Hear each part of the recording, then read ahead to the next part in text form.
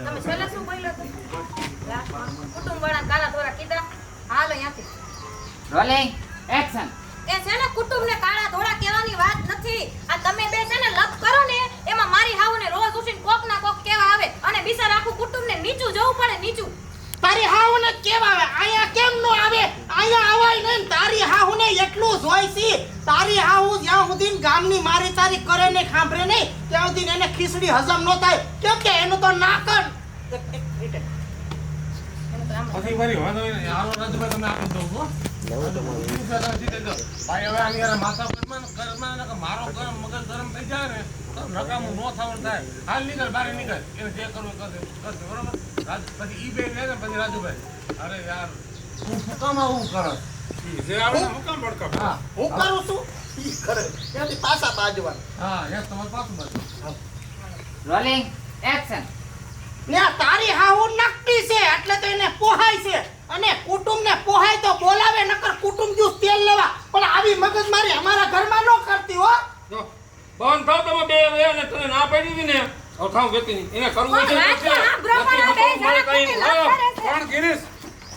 અરે યાર કોક આવે ને હું કામ તું માથાકૂટ કરતી એટલે હું ને બાજવા ગઈ હતી મેં કંકોત્રી લઈ દીધી ઈ આવી હતી ઉસા પગ લઈને આયા પણ ઈ બોઈલીન તો વડકા જ ભરવા માંડી વળતા તો ફરી મારું નામ લેવાનું નથી ને તમારી કાકી બહુ હારી ની હે તો હું કેમ કામમાં વાતો કરવા ગઈ તમારું કુટુંબ છે અદેખીના પેટનું નોતારિયાથી ભટકાણા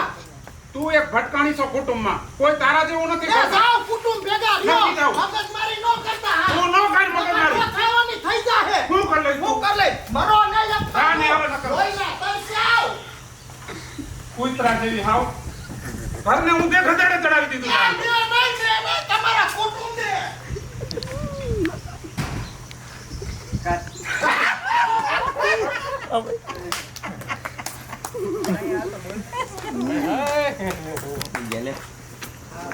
હાલો તે વિશે તમારા પૈસા ચૂકવે તો પણ આપણા પૈસા ન લઈ જવાય ને વ્યાજે બધી ગણતરી કરીને વ્યાજે રૂપિયા લેવાના આપણે મારે કઈ મફત તો આવ્યા નથી એ દઈ જાહે પૈસાની ઉપાધિ કરો માં ઓલા 1.5 લાખ રૂપિયા તો લઈને ગયો ઈ ગયો કઈ દેખાતો નથી ને કઈ વાવડ નથી એમ થાય કે એને ગોતવા ક્યાંક ભાગી જાવ આવા નવા ભટકાણા કોઈ ધંધામાં સારું માણા હું મને એમ છે હું બે પાંદડે નહીં થાવ મને આ વિચાર છે ને આખી રાત નથી હોવા દેતો પૈસા મારે ને ઉપાધિ મારી પમદી પૈસા મારા ઉપાધિ મારી મરતા મને ઠૂઠે સડાવવી છે તારી માં નીંદર ન થાવતી એટલે ટીકડા ખાવા પડે છે નકર શોખ નથી હા ઘેરના ટીકડા નો પીવાય શરીરમાં નહીં કઈક ઊંધી અસર થઈને કઈક થઈ ગયું તો તમારું ભાઈ કુટુંબ તો એમ જ કહે ને કે ડોહીને રૂપિયા દબાવી દેવા એટલે ડોહાને અવરી દેવા દઈને માર નાખો